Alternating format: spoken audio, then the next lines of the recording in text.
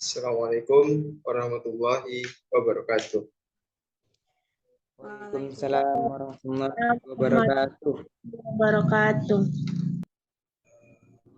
Perkenalkan, nama saya Muhammad Nazif. Saya dari kelompok 4 sebagai moderator, dan teman-teman saya Nadia Irhas, Nadia Fadila, Niki Askia Anissa, Novita Fitriani, Nur Anissa Harhab, Nur Lailatul Badri, dan Muhammad Hamzani. Kami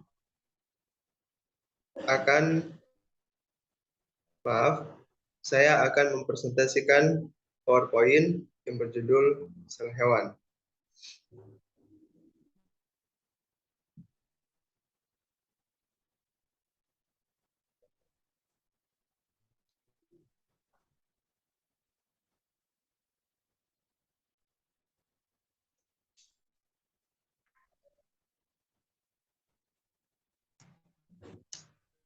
Pengertian sel hewan. Sel hewan adalah suatu bagian organel terkecil dengan selaput tipis yang di bagian dalamnya terdapat larutan koloid mengandung senyawa kimia. Sel ini memiliki sejumlah keunggulan, salah satunya mampu menduplikasikan diri secara mandiri melalui proses pembelahan. Fungsi, bagian, dan struktur sel hewan. Secara garis besar, sel hewan dan sel tumbuhan memiliki arti yang sama.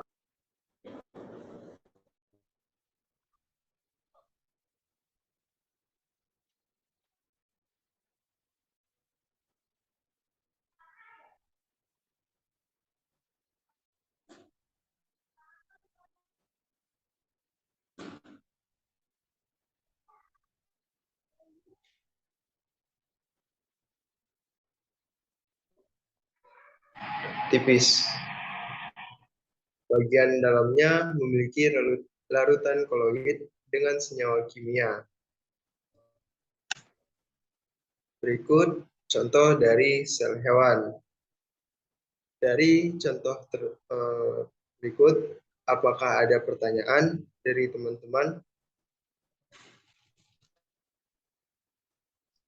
Enggak ada. Tidak. Mungkin tidak. Kita lanjut. Struktur sel hewan. Salah satu perbedaan antara sel hewan dan sel tumbuhan yaitu yang mana sel hewan lebih kecil dari sel tumbuhan. Sel hewan adalah nama umum untuk sel eukariotik yang menyusun jaringan hewan. Struktur sel hewan berbeda dari sel eukariotik lain, seperti sel tumbuhan, karena mereka tidak memiliki dinding sel dan kloroplas. Wah.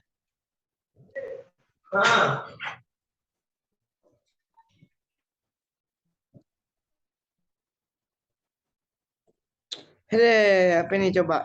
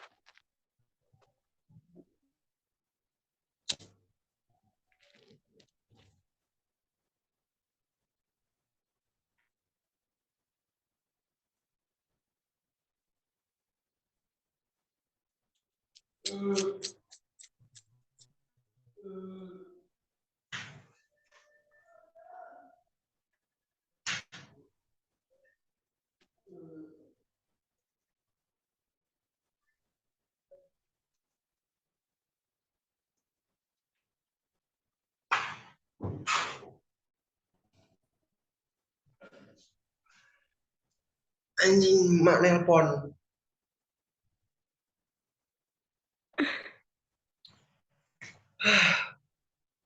Udah, nanti kita crop ya. Struktur sel hewan, baik tumbuhan maupun hewan, keduanya tersusun atas sel-sel yang mempunyai perbedaan. Salah satu perbedaan dari keduanya dapat dilihat dari ukurannya, yaitu sel hewan lebih kecil daripada sel tumbuhan. Nama lain untuk sel hewan atau nama umum untuk sel hewan yaitu sel eukariotik yang menyusun jaringan hewan. Struktur sel hewan berbeda dari sel eukariotik lain seperti sel tumbuhan karena mereka tidak memiliki dinding sel dan kloroplas. Dan biasanya mereka memiliki vakuola yang lebih kecil, bahkan tidak ada karena tidak memiliki dinding sel yang keras.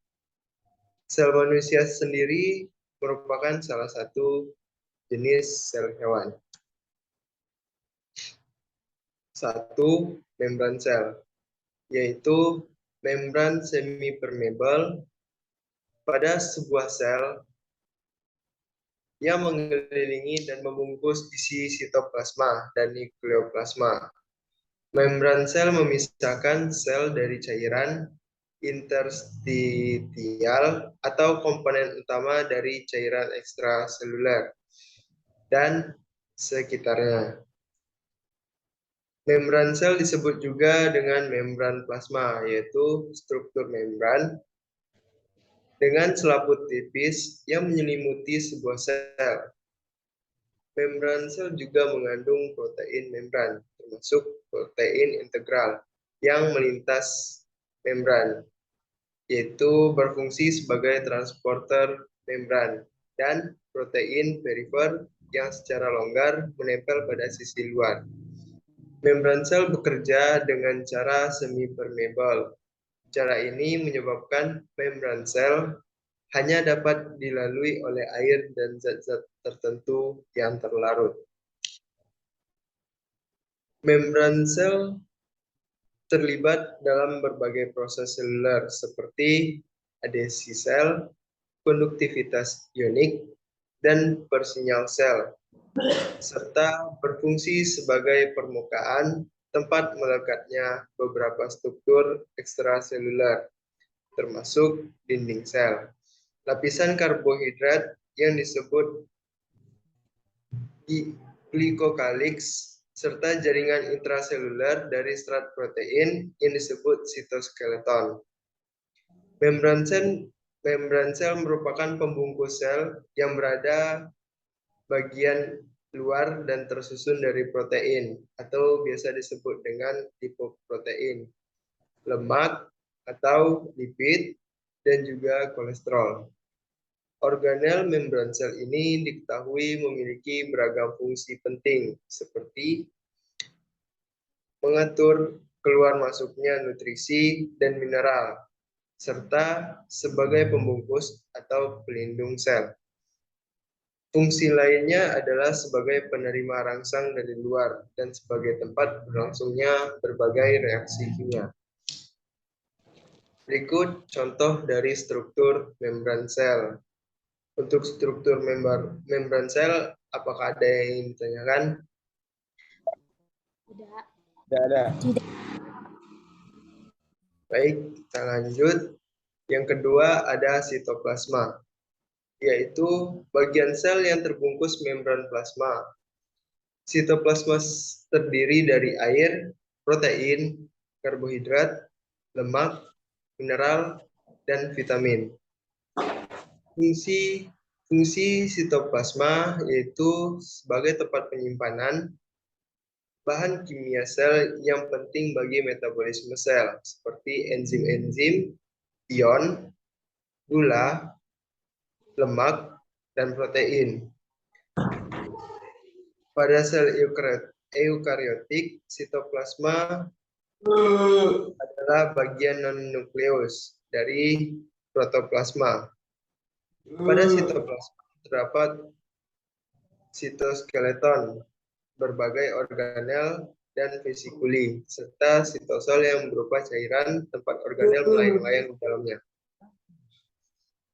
Ukuran partikel yang terlarut untuk sitosol adalah 0,001 sampai 0,1 mikron dan bersifat transparan. Sitoplasma terdapat di dalam sel, tapi berada di luar nukleus dan organel-organel sel. Organel ini memiliki dua proses fase, yaitu fase sol atau padat dan fase gel, yaitu cair. Cairan sitoplasma dapat ditemukan di dalam nukleus dan disebut dengan istilah nukleoplasma. Sitoplasma ini bersifat koloid, yang artinya tidak cair, tapi juga tidak padat.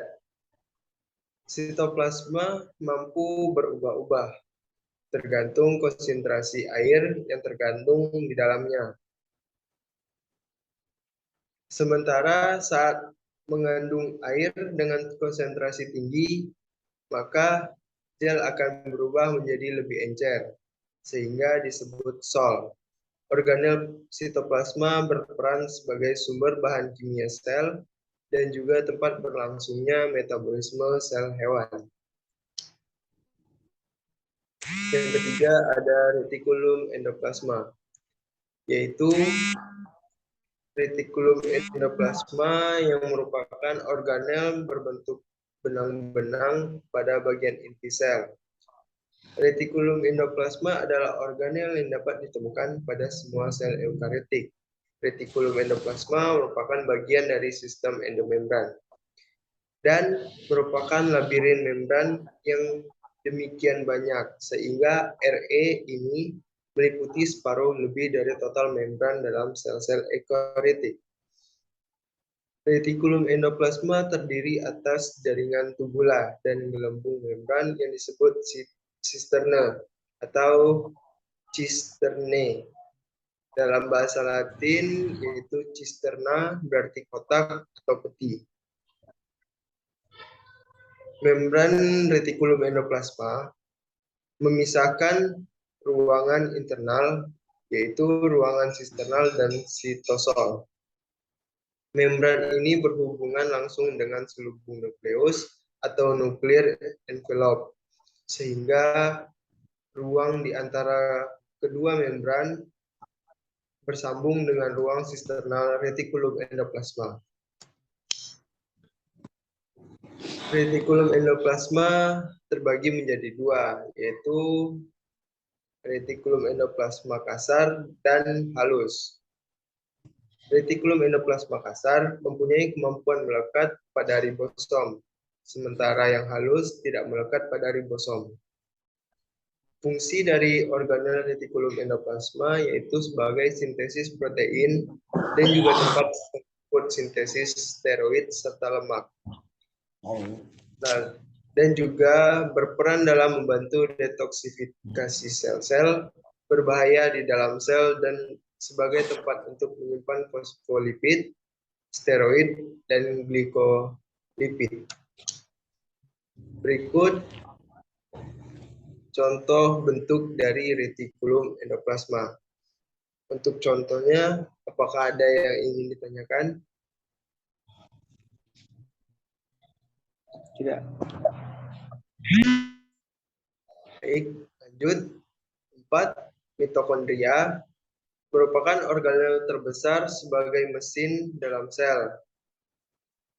Organel ini memiliki dua bagian lapis membran berlekuk yang disebut dengan istilah kritas. Mitokondria berbentuk tunggal disebut dengan mitokondrion yang mampu mengubah energi kimia menjadi energi lainnya. Maka mitokondria ini berfungsi untuk alat respirasi dan penghasil energi dalam bentuk adenosin trifosfat atau yang disingkat dengan ATP. Berikut contoh dari bentuk struktur mitokondria. Untuk contohnya, apakah ada yang ingin ditanyakan? Tidak. Tidak. Lanjut, yang kelima ada mikrofilamen, yaitu jaringan serat protein sitoskeleton yang berfungsi sebagai jalur untuk pergerakan protein motorik yang disebut miosin atau pembentuk filamen. Pada sel hewan yang terspesialisasi, mikrofilamen secara khusus berfungsi mengangkut bahan melalui membran plasma. Sinar mikrofilamen membentuk mikrofilm dan proyeksi yang memperbesar permukaan sel. Mikrofilamen memiliki ukuran berdiameter 7 nanometer dan berada dalam sel eukariotik serta menyebar di bawah membran plasma.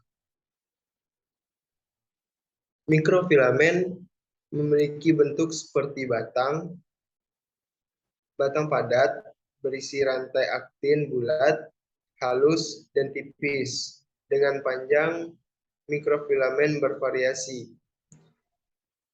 Mikrofilamen berfungsi dalam stabilitas sel sebagai struktur yang menjaga dan mempertahankan bentuk sel. Berikut contoh bentuk dari mikrofilamen.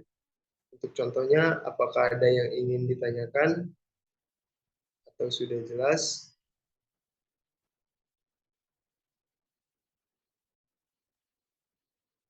Mungkin tidak. Keenam, ada lisosom, yaitu organel sel berupa kantong terikat membran yang berisi enzim hidrolitik yang berfungsi untuk mengontrol pencernaan intraseluler dalam berbagai kondisi. Bentuk lisosom agak bulat, dibatasi oleh sistem membran dengan diameter sekitar 1,5 mikron dan letaknya dekat dengan badan Golgi. Fungsi dari lisosom yaitu memecah protein, lipid, polisakarida, serta fosfolipid, mencerna makanan yang ada saat terjadi kekurangan makanan, mencerna makanan yang dihasilkan dari fagositosis dan pinositosis, menghancurkan sel yang sudah tidak berfungsi, menetralkan zat yang bersifat karsinogen, menghancurkan benda yang berasal dari luar. Berikut contoh dari struktur lisosom. Untuk contohnya, apakah ada yang kurang jelas atau sudah jelas? Jelas.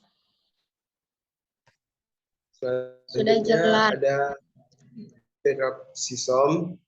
Peroksisom atau dikenal juga sebagai badan mikro merupakan organel berkantong kecil berisi enzim katalase. Fungsinya untuk menguraikan peroksida atau H2O2 atau metabolisme yang bersifat racun dan mengubah lemak menjadi karbohidrat. Organel peroksisom biasanya berada pada bagian sel hati dan juga ginjal. 8. Ada 8 ada ribosom, 8 ada ribosom, yaitu organel sel yang memiliki struktur padat dengan ukuran kecil, yang berdiameter sekitar 20 nanometer.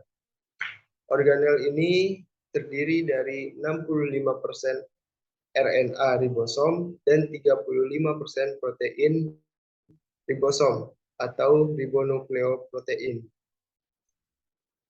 Ribosom terikat pada retikulum endoplasma kasar atau membran inti sel yang berfungsi sebagai tempat berlangsungnya proses sintesis protein.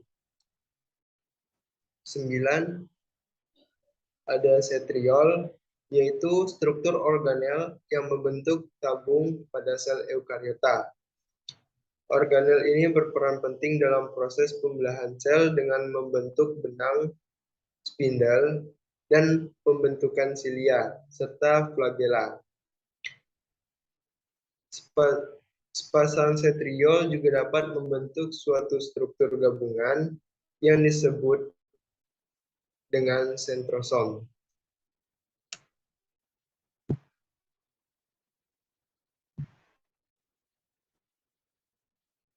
10. Mikrotubulus. organel sel mikrotubulus yang terletak di dalam sitoplasma. Mikrotubulus juga bisa ditemukan pada sel eukariot yang berbentuk silindris panjang berongga yang berdiameter sekitar 12 nanometer dan diameter luarnya sekitar 25 nanometer. Mikrotubulus terdiri dari beberapa molekul berbentuk bulat protein globular yang disebut dengan tubulin. Tidak hanya itu, mikrotubulus juga bersifat kaku dan tidak bisa diubah-ubah bentuknya. Fungsi mikrotubulus adalah untuk mendukung transportasi bahan yang merupakan komponen utama dari flagen, silia, dan benang gelondong serta gelondong sel selama pembelahan. Berdasarkan definisi tersebut, mikrotubulus berfungsi untuk melindungi sel, memberi bentuk sel, dan membentuk silia, flagella, serta sentriol. Untuk contoh mikrotubulus, apakah cukup?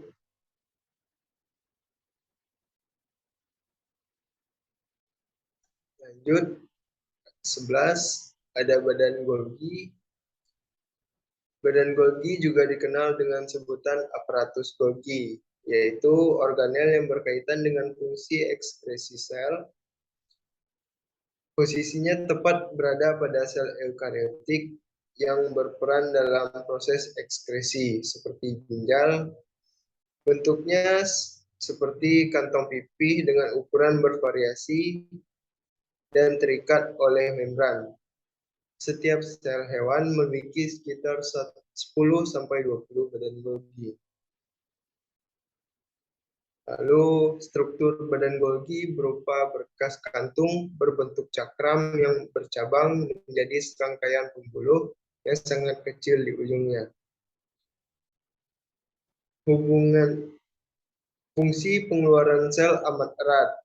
Pembuluh mengumpulkan dan membungkus karbohidrat serta zat-zat lain untuk diangkut ke permukaan sel. Pembuluh juga menyumbang bahan bagi pembentuk dinding sel. Badan Golgi dibangun oleh membran yang berbentuk tubulus dan juga vesikula. Dalam tubulus dilepaskan kantung-kantung kecil yang berisi bahan-bahan yang diperlukan seperti enzim untuk pembentuk dinding sel.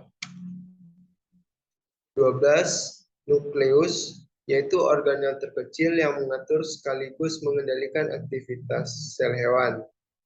Proses ini dimulai dari metabolisme sampai pembelahan sel. Organel ini bisa ditemukan pada sel eukariotik yang terdiri dari beberapa bagian seperti membran inti, nukleoplasma, kromosom, dan nukleus. Berikut contoh dari nukleolus. Apakah ada yang ingin ditanyakan untuk contohnya? Tidak. Lanjut, 13. Nukleolus, jamak nukleoli, atau bahasa latinnya nukleolus, dikenal juga sebagai anak inti sel, yaitu sebuah struktur terikat tanpa membran yang terdiri dari protein dan asam nukleat dalam inti sel. Ribosomal RNA atau rRNA ditranskripsi dan berkumpul di dalam nukleus. Fungsi nukleus untuk membentuk protein menggunakan RNA atau asam ribonukleat diperlukan sampai sekitar 25% dari volume nuklir. 14. Terdapat nukleoplasma yang memiliki struktur padat dalam inti sel atau nukleus. Di dalamnya terkandung serat kromatin yang padat dan membentuk kromosom. Selain itu, nukleoplasma bertanggung jawab membawa informasi genetika. 15, ada membran inti, yaitu elemen struktural utama nukleus yang membungkus keseluruhan organel sel hewan. Di samping itu, organel ini berperan sebagai pemisah antara sitoplasma dan daerah inti. Membran inti bersifat non-permeable atau tidak bisa dilalui semua zat, baik padat maupun cair, sehingga sebagian besar molekul yang membuat nukleus membutuhkan adanya pori inti. Berikut contoh dari membran inti. Apakah ada yang ingin ditanyakan untuk membran inti?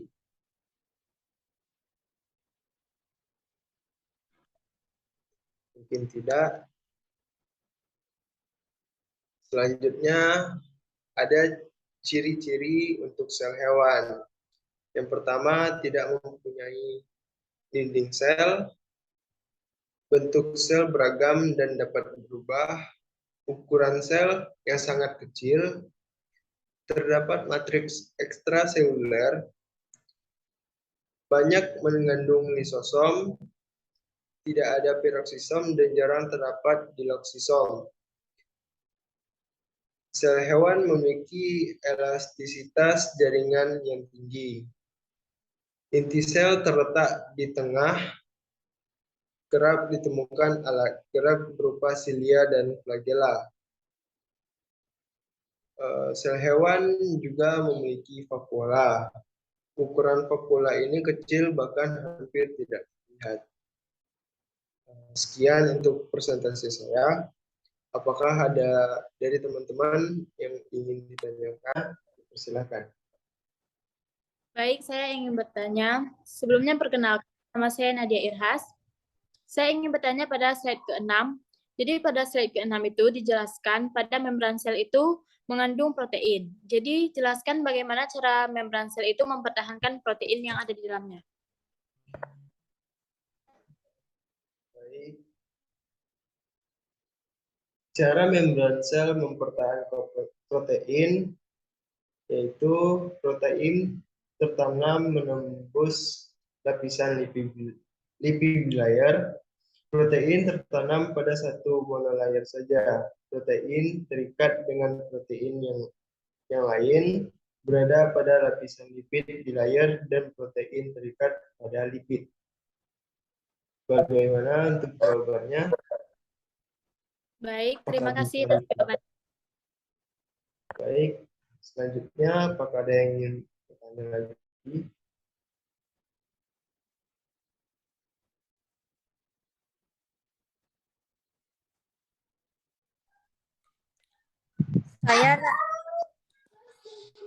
Saya Nadia Fadila ingin bertanya, pada slide ke-23, jelaskan apa yang dimaksud dengan tubulin.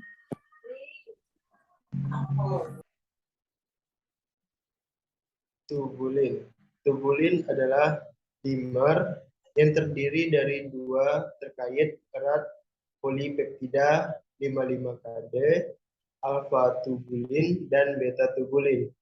Dimer tubulin dapat mengalami depolimerisasi serta polimerisasi, dan mikrotubulus dapat mengalami perakitan dan pembongkaran yang cepat.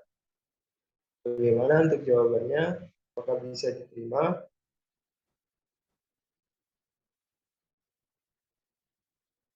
Baik, terima kasih. Oke, selanjutnya, apakah masih ada yang ingin bertanya? Saya ingin bertanya, perkenalkan nama saya Niki Ezekia Anissa. Pertanyaan saya, apa yang terjadi kalau mikrofilamen itu tidak bekerja dengan baik?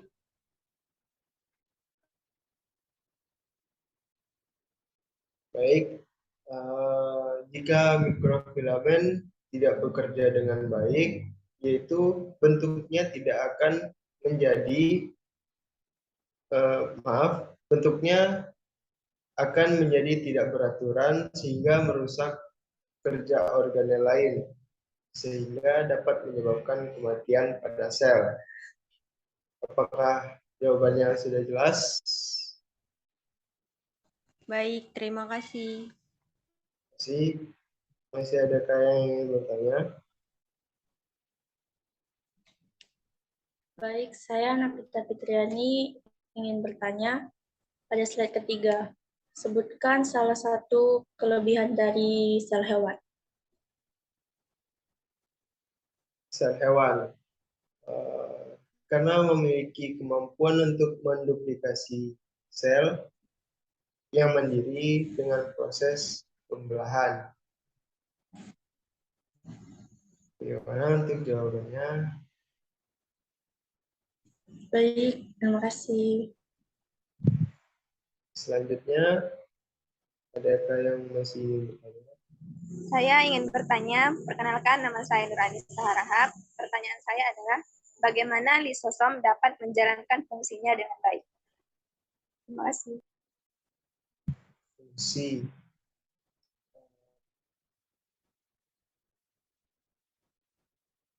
Lisosom dapat menjalankan fungsinya dengan baik jika lisosom masih dapat berfungsi untuk proses pencernaan intrasel.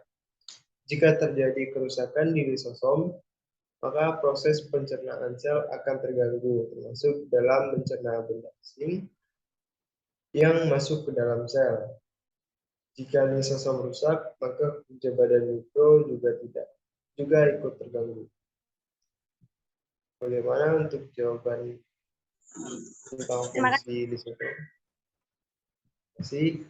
Selanjutnya, apakah ada yang ingin bertanya?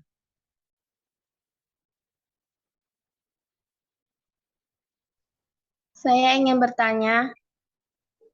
Sebelumnya, perkenalkan nama saya Nurailati Badri. Saya ingin bertanya pada slide 34. Apa yang dimaksud dengan silia dan flagella? Silia dan flagella yaitu organel sel yang berfungsi memberikan daya dorong sebagai pengangkat sensori, mekanisme pembersih, serta beberapa fungsi penting lainnya dalam organisme hidup. Silia dan flagella berbentuk rambut halus yang muncul dari margin yang bebas sel.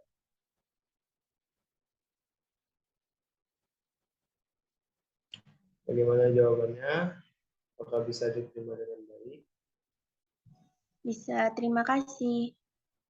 Baik, selanjutnya apakah masih ada yang ingin bertanya?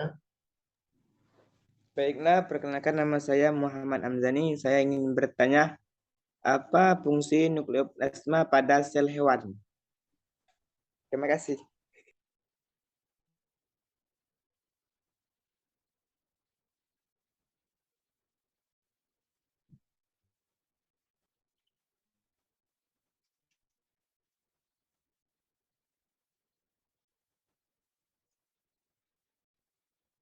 Fungsi nukleoplasma pada sel hewan yaitu sebagai tempat untuk mengolah berbagai enzim.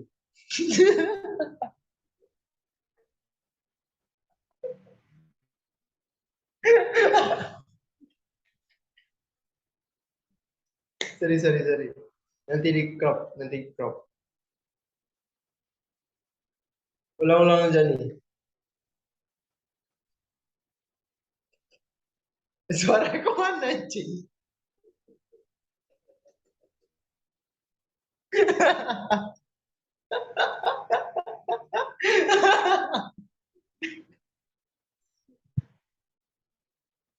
Serius. Awam Gani.